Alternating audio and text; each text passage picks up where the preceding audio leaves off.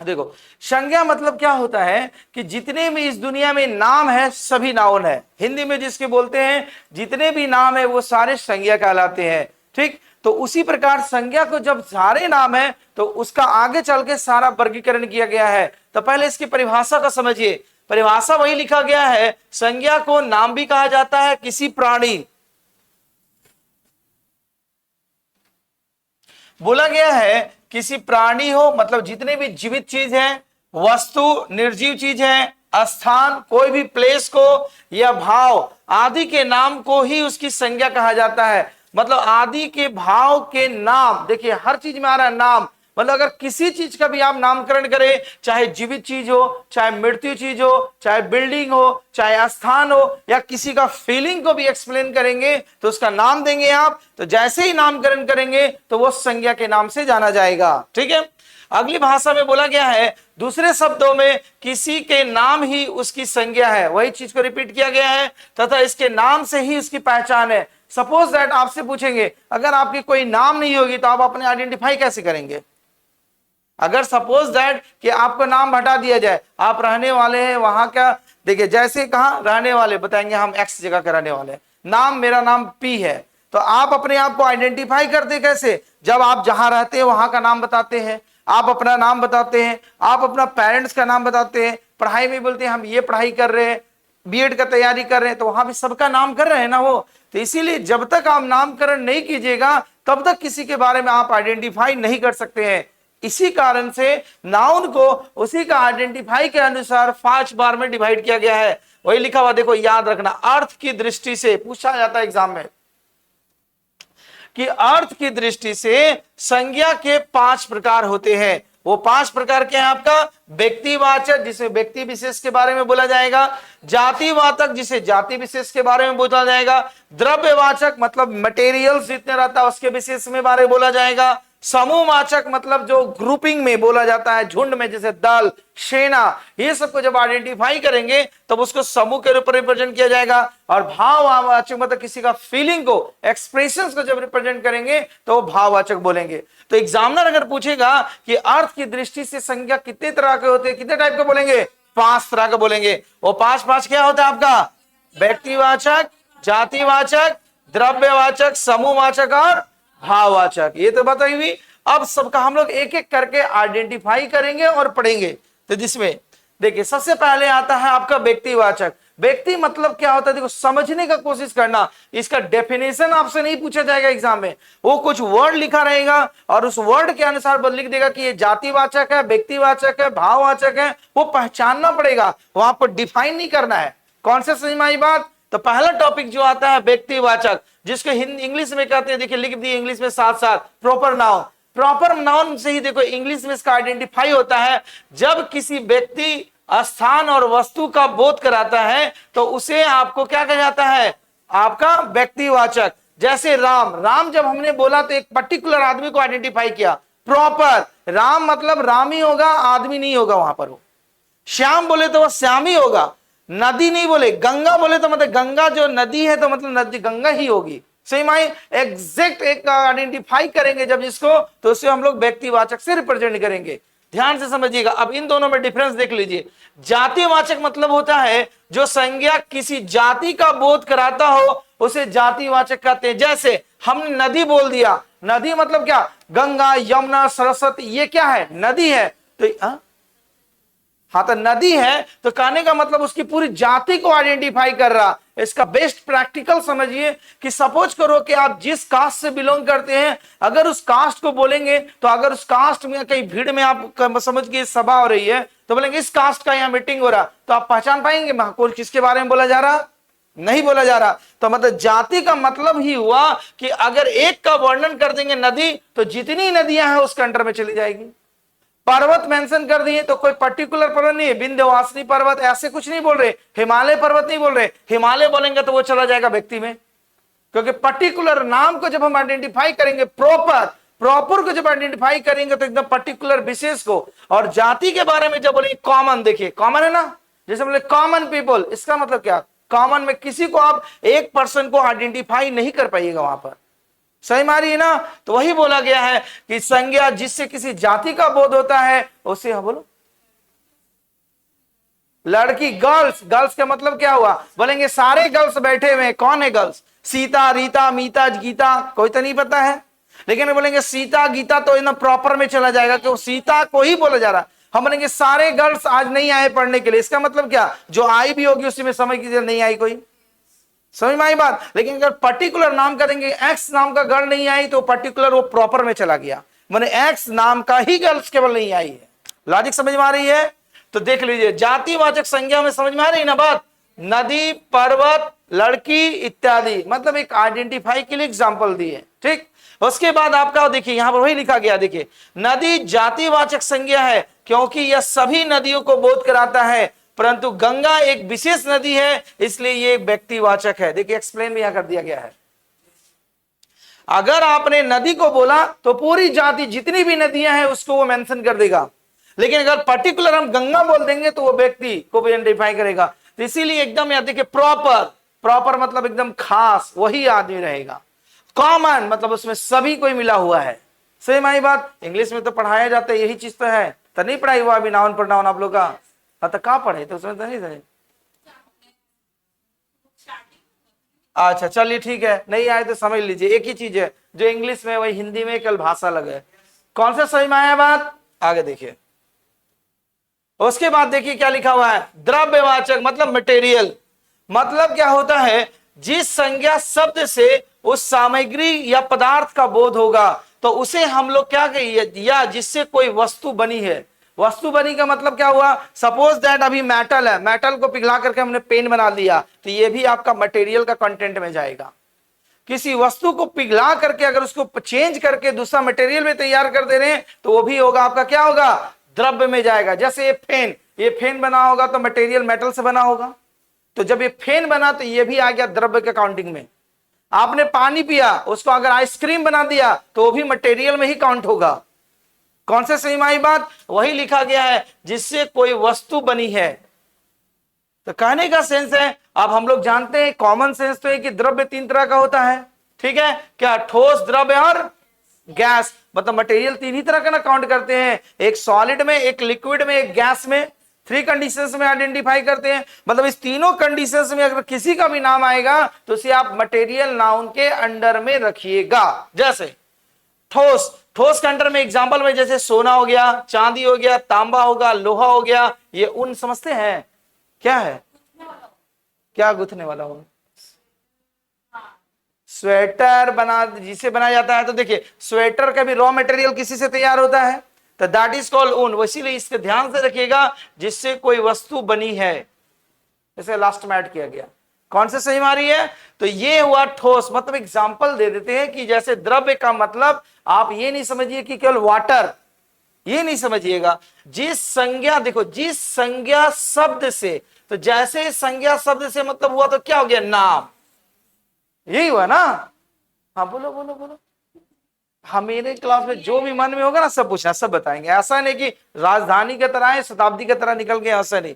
जब तक आपको क्लियर नहीं होगा, जो टॉपिक पढ़ाएंगे उसका क्वेश्चंस भी साथ साथ करवाएंगे। डाउट जब तक नहीं क्लियर होगा हम आगे नहीं बढ़ेंगे। ठीक है, ध्यान समझिए। तो कहने का मतलब हुआ कि हमने बोला कि जैसे संज्ञा का काम करेंगे तो इसका मीनिंग हुआ नाम। अगर आप किसी को नाम से इंडिकेट करते हैं तो जब उसमें संज्ञा का बोध हो जाता है। तो संज्ञा आपको 5 तरह का पढ़ाया गया, अर्थ के अनुसार से बताया जा रहा है। जातिवाचक, व्यक्तिवाचक, भाववाचक, द्रव्यवाचक और आपका एक समूहवाचक। तो जैसे हम लोग जातिवाचक जब बोले तो पूरा कॉमन पीपल के बारे में बोले, व्यक्तिवाचक बोले तो पर्टिकुलर प्रॉपर के बारे में बोले, द्रव्यवाचक बोले तो द्रव्य मतलब मटेरियल होता है। तो इसका मतलब द्रव्य मतलब ये नहीं समझिए कि केवल लिक्विड, ये नहीं इसका मीनिंग हुआ। द्रव्य का मतलब हो गया इसमें सॉलिड भी आएगा, लिक्विड भी आएगा, गैस भी आएगा, ये तीनों आएगा। प्लस जिससे कोई नया प्रोडक्ट बनता भी है वो भी आपका द्रव्यवाचक मटेरियल नाउन कहलाएगा।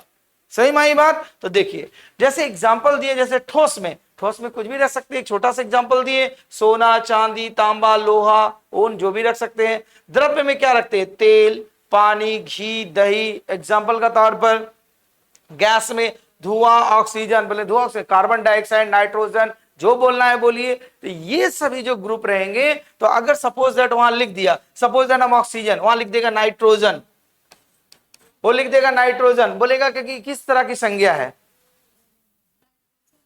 हाँ किस तरह, हाँ मटेरियल नाउन, या हिंदी है वहां लिखा रहेगा, इंग्लिश नहीं लिखे रहेगा, हिंदी में सब हिंदी रहेगा, ये उम्मीद नहीं कीजिएगा कि बगल में इंग्लिश लिखा रहेगा, ठीक है।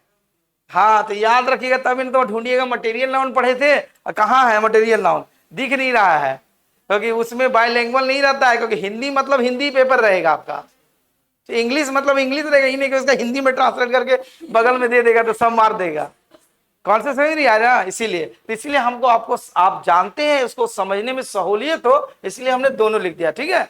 तो कॉन्सेप्ट है, जैसे मान लो दही मेंशन कर दिया तो बोलेगा किस टाइप की संज्ञा है, तो मेंशन कर पाइएगा ना, द्रव्यवाचक संज्ञा, कौन से समय एग्जाम्पल बेस पूछेगा वो। आइए अगला देखिए, समूह। समूह का मतलब क्या होता है, कलेक्टिव, ग्रुप। जब भी हम बोलेंगे किसी को अगर ग्रुप में इशारा करके अगर उसका नामकरण करेंगे, दैट इज कॉल्ड समूहवाचक संज्ञा, जिसको इंग्लिश में बोलते हैं हम लोग कलेक्टिव नाउन।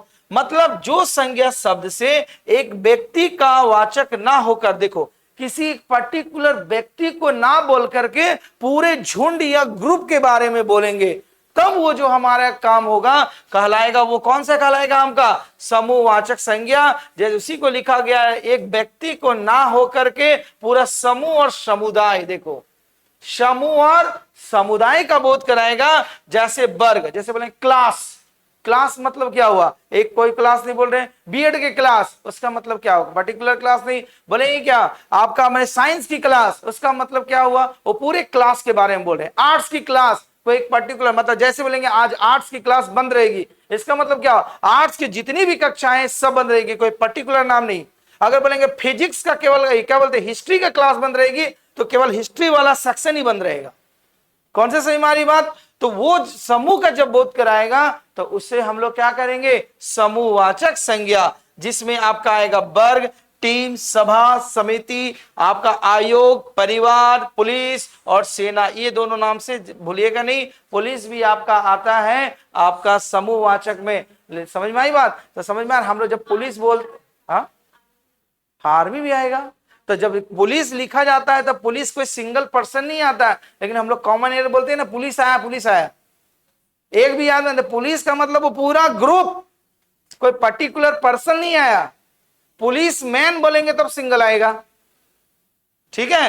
तो अधिकारी, कर्मचारी, ताश, टी सेट, ऑर्केस्ट्रा इत्यादि, मतलब एक आइडियाज दिए कि ये सभी जितने भी आएंगे आपके कौन से ग्रुप में आएंगे, समूहवाचक के ग्रुप में आएंगे, ठीक है। आगे देखिए, ये थोड़ा उल्टा पुल्टा हो गया प्रिंटिंग में, लेकिन हम इसको सीधा कर देंगे। देखिए भाव, ये ध्यान से समझिएगा, भाववाचक संज्ञा क्या होती है, जिसको एब्स्ट्रैक्ट नाउन कहते हैं। किसी भाव, गुण, गुण मतलब समझते हैं, उसके अंदर में अच्छाई गुण है, किस तरह का गुण है, ठीक है, वो गुण है। फिर उसके दशा, वो किस अवस्था में रह रहा है, दशा का आदि का ज्ञान कराने वाला जो शब्द होगा वो आपका क्या कहलाएगा, भाववाचक कहलाएगा, ठीक है। जैसे क्रोध, को बहुत गुस्सा आ रहा, आज ट्यूशन नहीं रहना चाहिए, आज शाहरुल का इतना फेस्टिवल चल रहा है तो भी आप सर ट्यूशन रखे हैं, बहुत गुस्सा आ रहा, इतना गुस्सा आया कि हम लोग चैट उठ करके मोबाइल वाले पटक दिए, है ना, इतना गुस्सा आया था। क्रोध, क्रोध क्या है, एक भाव, फीलिंग एक्सप्रेस किया, that is called abstract noun, उसका भाव का फीलिंग किया। हम लोग आज त्योहार मना रहे हैं, आज सर क्लास ले रहे हैं, क्यों ऐसा हो रहा है, नहीं होना चाहिए, तो वो क्या हुआ, वहां पर अपना वो क्रोध को मेंशन कर रहा, दैट इज कॉल्ड, क्या कहेंगे उसे, भाववाचक संज्ञा, ठीक है। बहुत मिठास, मतलब आज त्योहार है, कुछ जाए आज क्लास कर लिए, रास्ता में जाके मिठाई उठाई भी पूरा खा लेंगे, तो वो क्या कैसा है, उसकी मिठास का गुण का वर्णन करेगा। अब मिठाई बोल देंगे, देखो मिठाई में अगर कोई पर्टिकुलर मिठाई का नाम देंगे तो व्यक्ति में चला जाएगा, लेकिन बोलेंगे हमको 1 केजी मिठाई दीजिए तो द्रव्य में मेंशन कर देगा, समझ हमारी बात को, ठीक है। यौवन, अब देखिए यहां समझिए, जातिवाचक से भाववाचक में कैसे कन्वर्ट होता है। जैसे अगर पुरुष लिखा तो वो जाति चला जाएगा, लेकिन अगर पुरुषत्व लिख देगा,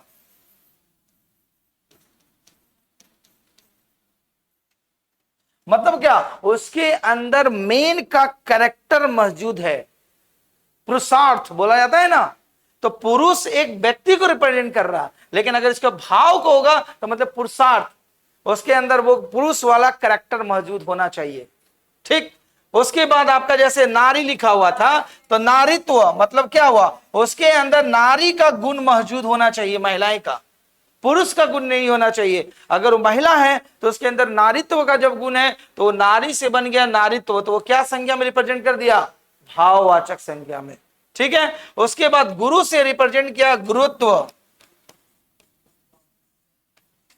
ठीक है, तो वो उसका क्या रिप्रेजेंट करेगा, भाव को रिप्रेजेंट करेगा।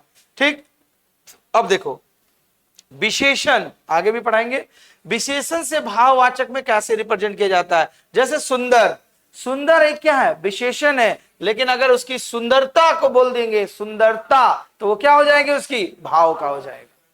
समझ में आ रही बात ना।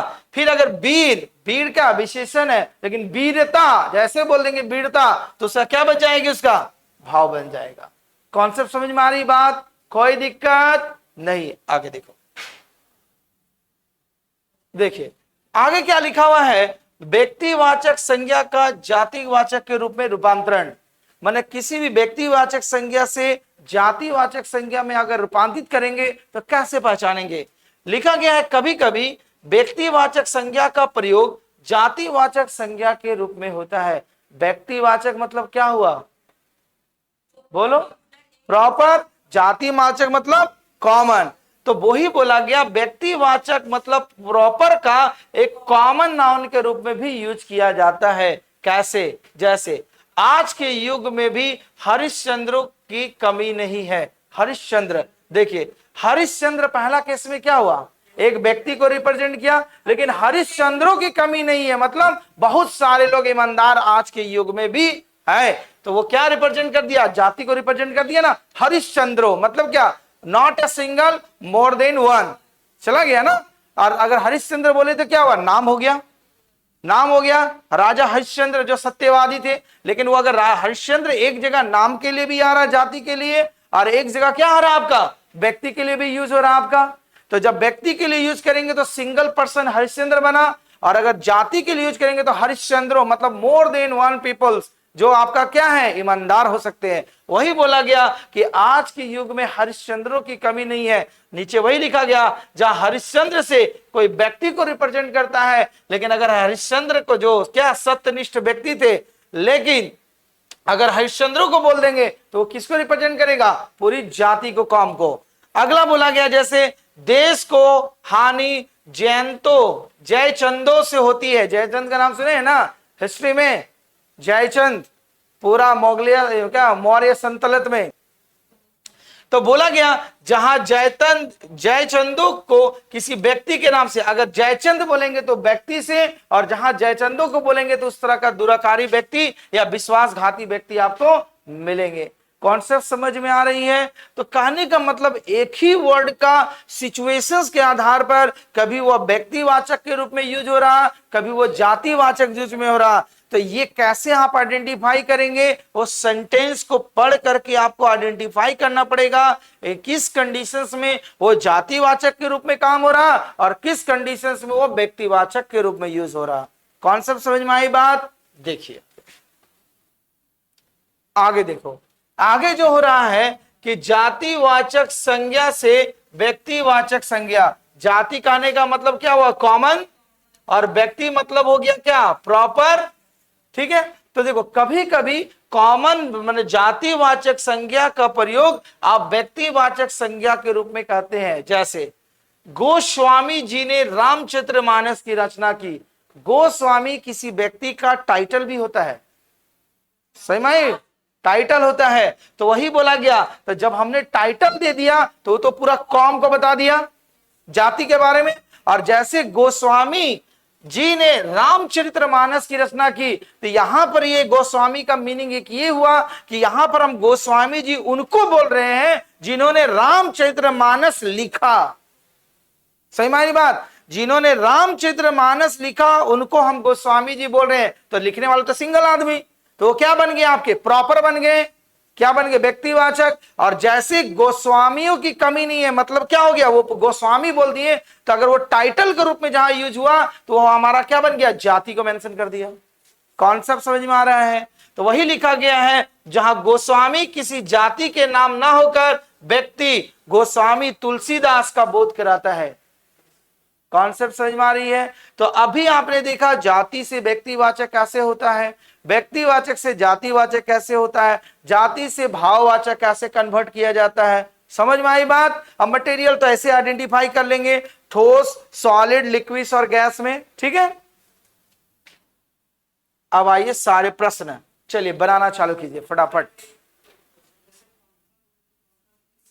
पंखा आपका ये मटेरियल नाउन आएगा। तो अभी आपको बोले थे ना, जब किसी मटेरियल से कोई नया चीज तैयार किया जाता है तो मटेरियल ये मेटल से तैयार हुआ है।